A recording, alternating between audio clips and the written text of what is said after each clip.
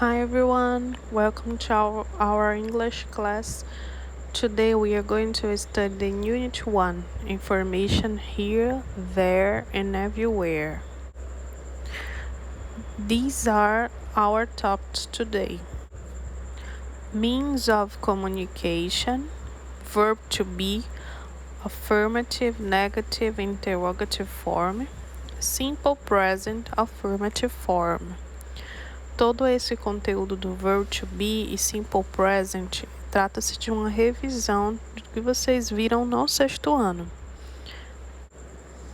In this class, you will need your book, your notebook, your pencil, your pen, your eraser, and your attention.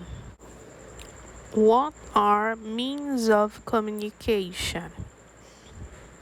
Emails, SMS, calls, MMS, letters e pigeons. They are means of communication. Em português, means of communication, meios de comunicação. Como vocês estão vendo, e-mails, mensagens de SMS, ligações, letters, que são cartas, e os pombos são meios de comunicação que existem e já existiram. Como eram os meios de comunicação no passado até os dias atuais? Smoke signs, que eram utilizados sinais de fumaça para poder comunicar as outras tribos, as outras comunidades daquela época, da existência dessa imagem que vocês sabem em relação aos períodos históricos. Comunicar, passar uma informação. A segunda imagem, carrier pigeon. Os pombos, que eram utilizados como mensageiros somente nas guerras, Primeiras Guerras e em outros tempos remotos. Morse code, código Morse, utilizado através dos sons. Muito utilizado nas questões náuticas de guerra, passar informações, e até hoje ele existe. Houve a criação dos radio, do som, das redes de rádio. Após telefone, o desenvolvimento das linhas telefônicas ficou mais fácil a comunicação entre as pessoas. Fax, que era um mecanismo, uma máquina que existia há um certo tempo, mas ainda existe. Algumas pessoas ainda utilizam ela para passar informações escritas, além de ser utilizado como parte telefônica. O mobile telephone, que é uma invenção bastante recente, digamos, que são os telefones celulares, que são os telefones portáteis, porque antigamente, para se comunicar, você precisava ter um telefone em relação a telefones, né? Um telefone na sua casa, e você não podia levar ele para canto nenhum. Você usava o quê? Uma informação. Quando chegava em casa, sabia da ligação da pessoa querendo informar algo para ela. Mas com o desenvolvimento dos mobile telephone, a pessoa teve essa portabilidade que nós temos hoje, de utilizar o celular para onde nós formos levarmos ele. Internet, que foi quando houve a globalização da informação. As informações chegam mais rápido e de forma mundial, em poucos milésimos de segundos. Com o desenvolvimento, criação da internet, nós temos o e-mail. E-mail, que são mensagens, correios eletrônicos, onde as pessoas enviam mensagens umas para as outras de forma instantânea, rápida. E O aparelho que nós temos a seguir é um smartphone, que é um aparelho onde se utiliza a internet e todos os outros recursos que existiam anteriormente. Podemos trocar mensagens, podemos conectar com outras pessoas, ver informações mundiais globalizadas, podemos escutar informações por meio de rádio, podemos ligar, podemos ver, tirar print de coisas e além de registrar fotos e outros serviços mais. E a última parte que nós estamos vendo na imagem é What next? Vocês já imaginaram? O que está vindo aí após o smartphone? Já pensaram nisso? Vamos pensar, vamos refletir sobre a importância dessa tecnologia na nossa vida, também a importância da informação correta, a importância das ferramentas que vocês possuem nas mãos atualmente, né? Que são a internet, os celulares e o tempo que nós temos na nossa rotina, no nosso cotidiano.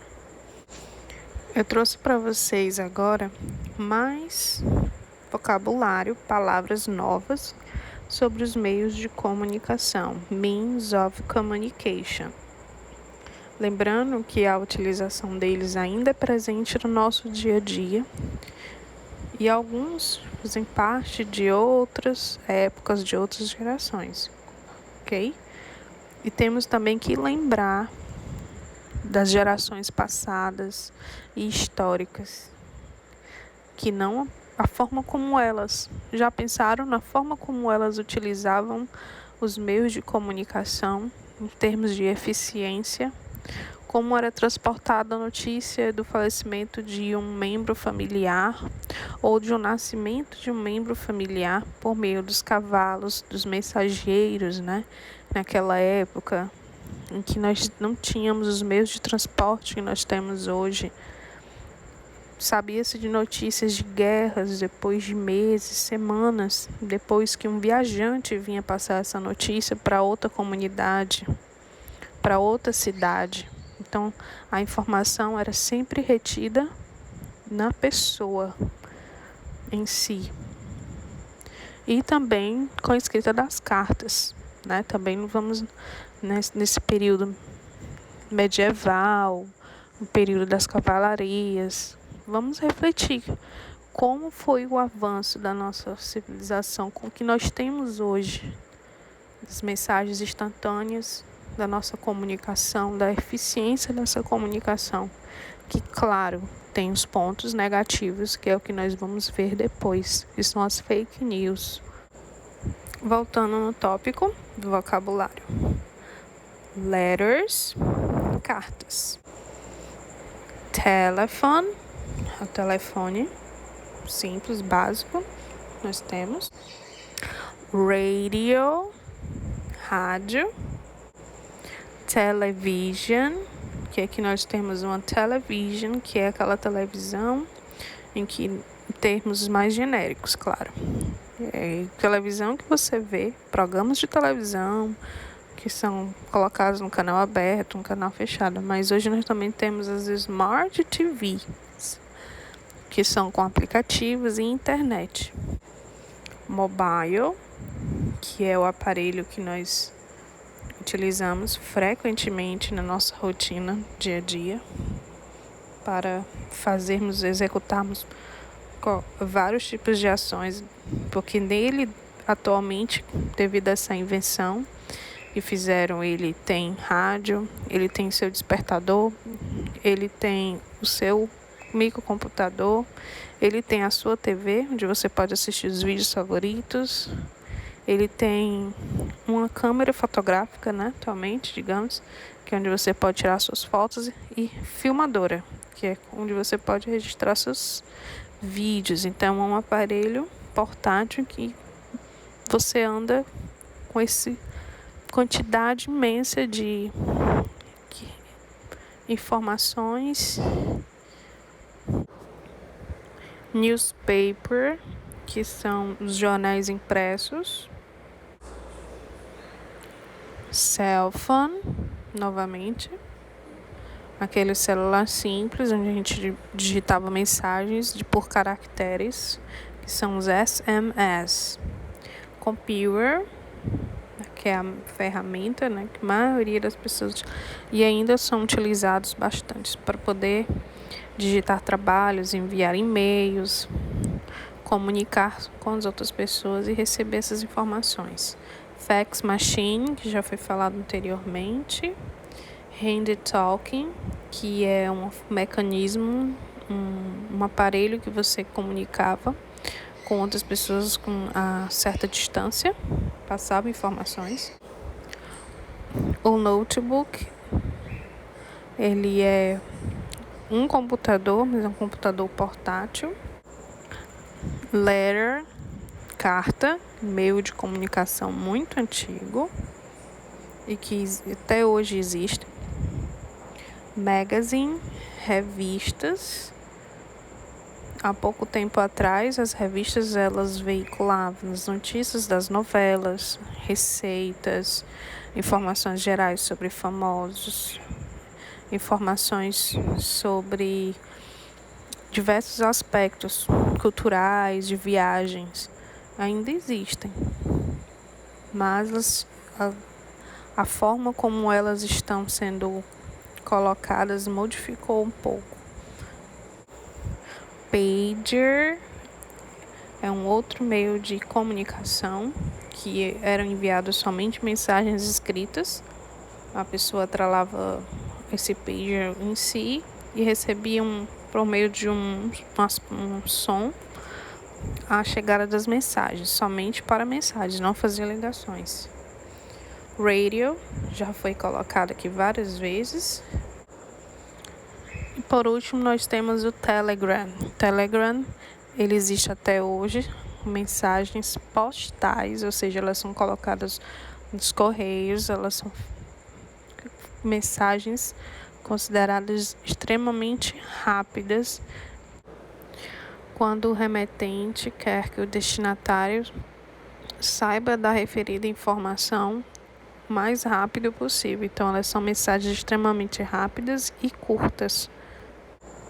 Como eu havia falado anteriormente, existem uns aspectos negativos de tanta rapidez, de tanta informação, de tanta tecnologia em volta, que são as fake news. Vocês estão cansados de escutar esse termo, que as pessoas falam em inglês, né, que já é uma incorporação, né, que futuramente todo mundo já entende o fake news, já fala integralmente fake news, sabendo o significado no nosso português como notícias falsas, mas falam em inglês, fake news.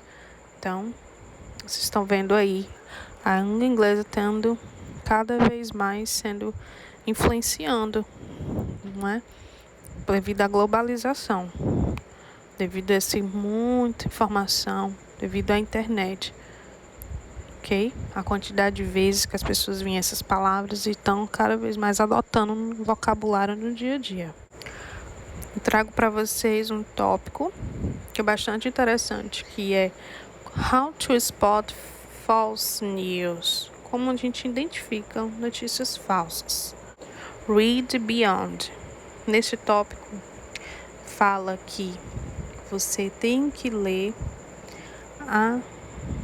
o título da notícia e ver nesse título alguns clichês, algumas informações que estão sendo bem tratadas de forma superficial, e você deve encontrar qual é a história em si, qual o assunto dela por completo. Dá para você identificar? A segunda dica é Consider the source. Claro, você vai receber essa fake news ou uma notícia que você vai verificar se é uma fake news, que atualmente é algo muito necessário que nós devemos fazer. Nós devemos ver qual é a fonte. Quem escreveu? de onde é, investigar de onde veio essa informação. Ah, professora, eu recebi uma mensagem de WhatsApp falando isso e aquilo e aquilo. O que é que você vai fazer? Você copia a parte dessa mensagem, coloca uma dica, né? Coloca no Google e você vai ver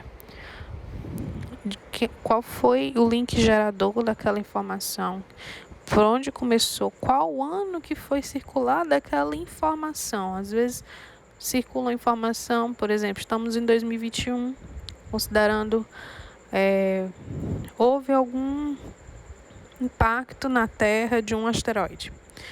Aí as pessoas vão, colocam no WhatsApp, compartilham, não veem a origem dessa notícia, de onde ela é. E depois o que é que acontece? A pessoa tenta, copia a mensagem, o título dela em si, ou um trecho dessa mensagem, coloca no Google e vê que aquela notícia é da década de 90, da década de 80, é de 2008. Só que a pessoa que provocou o fake news, o terror, ela provocou a insegurança, a instabilidade das outras pessoas.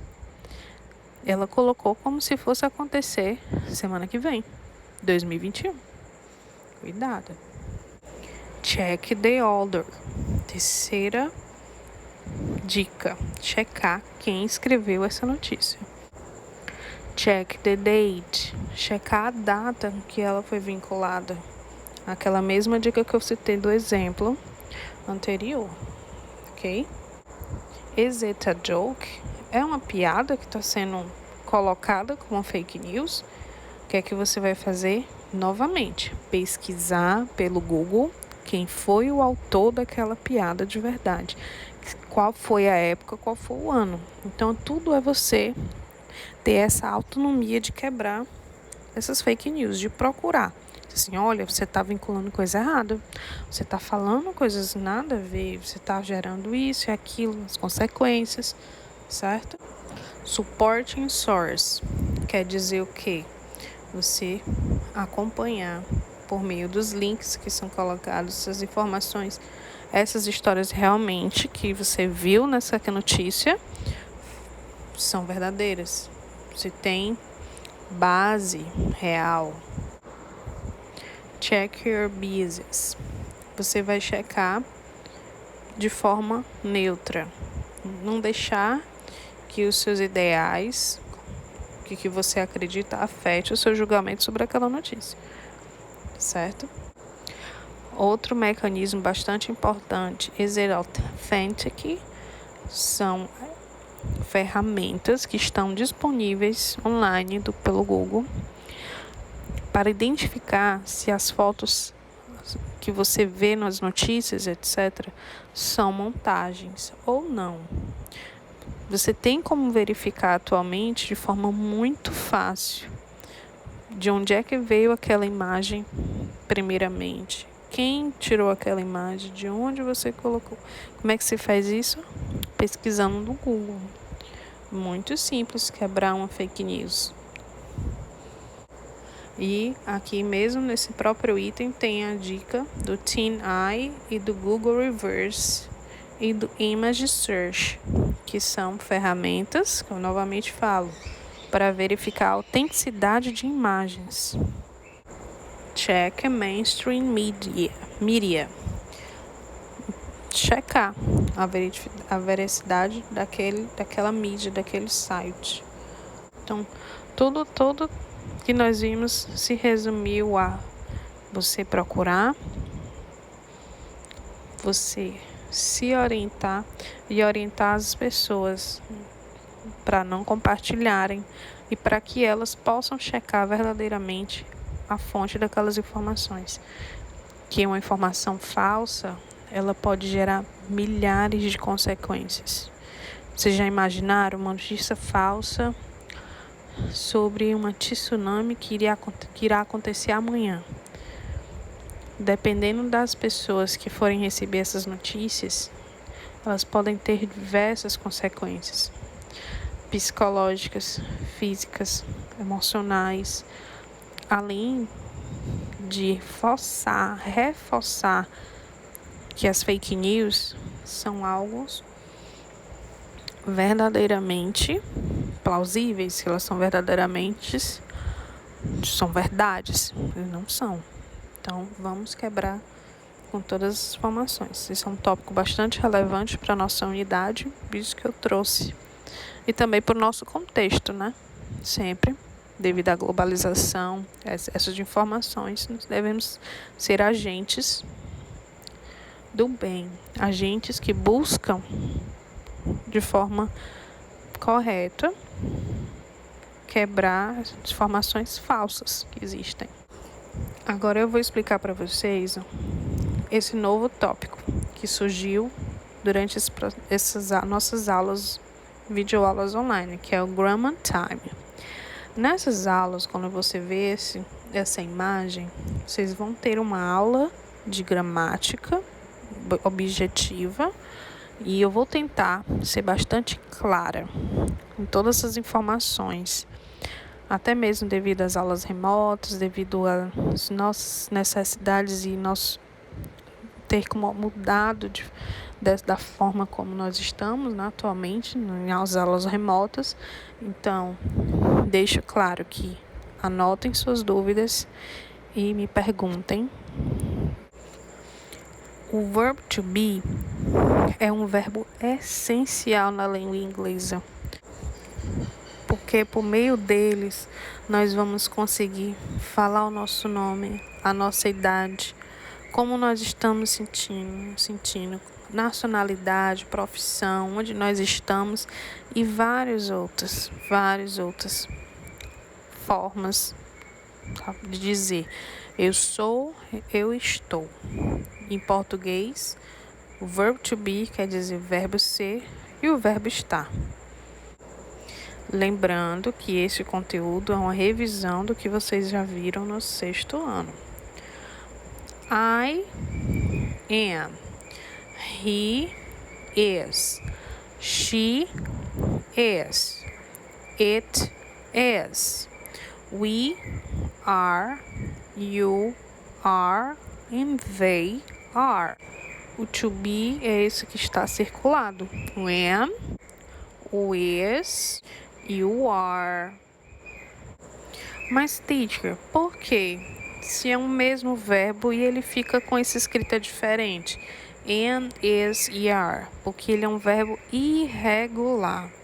Então, para cada pessoa, cada sujeito, por exemplo, I, quer dizer eu sempre vou estar com o am, essa forma escrita, falada, do to be junto dele. Nunca vou misturar o he am, não. O I sempre vai estar junto com o am. É como se fosse um casal de namorados, apaixonados há trilhares de anos. Eles nunca vão se separar. Cada um desses que vocês estão vendo, vinculados, eles sempre vão estar juntinhos. O he, she e o it is. We, you, they are. Tá certo? Lembra vocês que aqui é a forma affirmative, ok? Ou seja, afirmativa. Estou buscando afirmar. Aqui nessa outra imagem, vocês já estão vendo a presença das 3 formas do to be. Afirmando, affirmative, negative e interrogative, respectivamente. Afirmativa, negativa e interrogativa. Na forma negativa, nós temos sempre a presença do not após o to be. Na forma interrogativa, nós posicionamos o to be para o início das frases para fazer perguntas. Vamos testar o conhecimento de vocês. Aqui estão as 3 tabelas novamente do to be. E você vai preencher corretamente com o que está faltando. Affirmative, negative ou interrogative. Lembrando que você vai colocar am, is ou are nas posições corretas. Algumas lacunas, algumas partes em branco, estão faltando os sujeitos, os subject pronouns, que é o I, you, he, she, it, we, you, they, né? Qual que tá faltando? Você vai olhar, observar e vai preencher. Em seguida eu vou colocar para vocês a forma correta.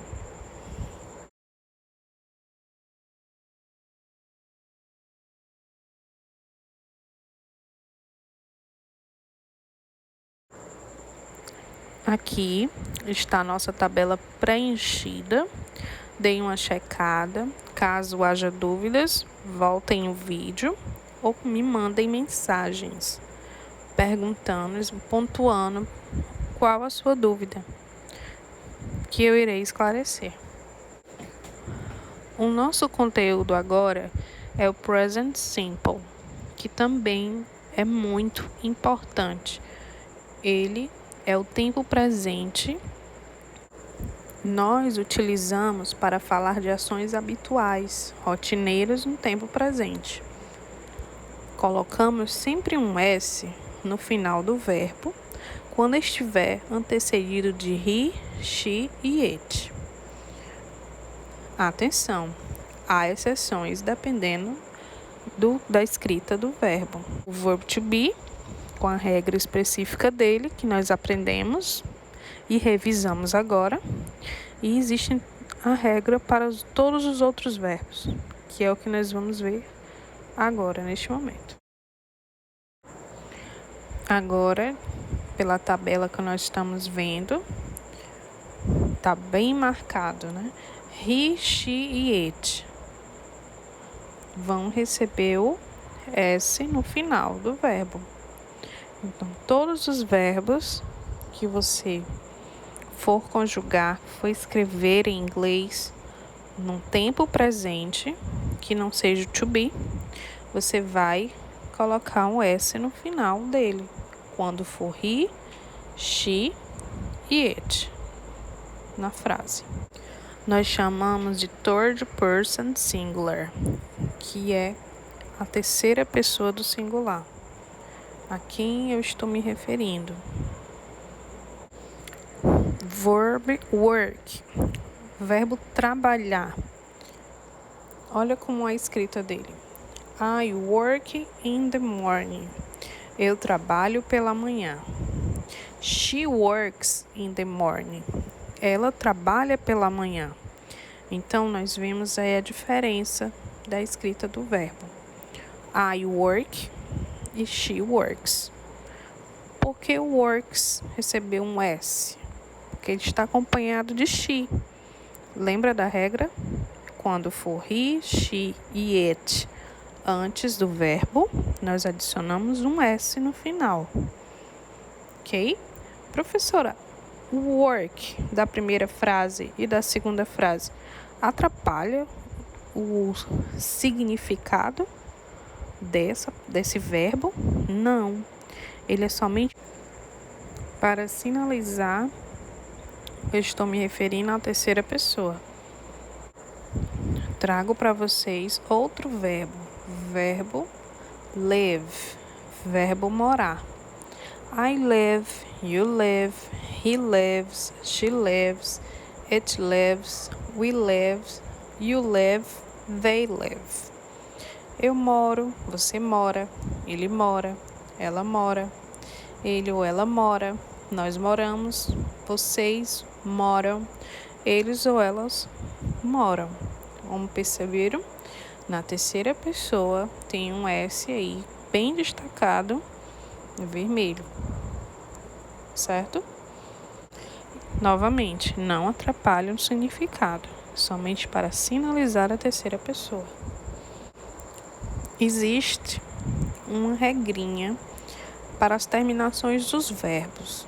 Eu tirei toda essa exemplificação desse site que vocês estão vendo aí, toda a matéria, que eu vou colocar o link abaixo do vídeo para quem quiser estudar mais profundamente, fazer esses exercícios online. Eu também vou colocar uns links, exercícios online, onde você já pode checar. Ele já sai com a resposta dos exercícios, tirar suas dúvidas. Então, eu vou colocar esses links abaixo do vídeo, certo? Então, as regrinhas que o site Toda Matéria colocou são bem claras. São determinados devido à terminação dos verbos. Vamos lá para a primeira. Verbos terminados em O, Z, SS, CH, SH e X. É preciso acrescentar ES no final dos verbos quando eles estiverem terminados nas letras que já falamos anteriormente. Olha como vai ficar eles. Teach, ensinar. Teachers. Claro, nós vamos botar esse S quando for he, she e it. Watch, watches. Segunda regrinha. Verbos terminados em Y precedido de consoante. Ou seja, os verbos que estão terminados com Y e antes do Y vem uma consoante. Nós vamos retirar o Y e colocar IES. Fry, fries. Terceira regrinha. Verbos terminados em Y precedidos de vogal. Ou seja, quando os verbos terminarem em Y e antes deles vierem uma vogal. Vai ficar dessa forma. Say, verbo dizer. Says. Somente acrescento o S. Play, plays. Somente acrescento o S quando for he, she e it. E eu trago para vocês agora a tabelinha resumo do site Toda Matéria, que vocês podem conferir no link. Novamente eu falo que eu reitero que vou colocar aqui abaixo do vídeo. Todas as regrinhas que nós vimos anteriormente em relação à terceira pessoa. Quando nós formos escrever o verbo com he, she e it no tempo presente, na forma afirmativa, ok?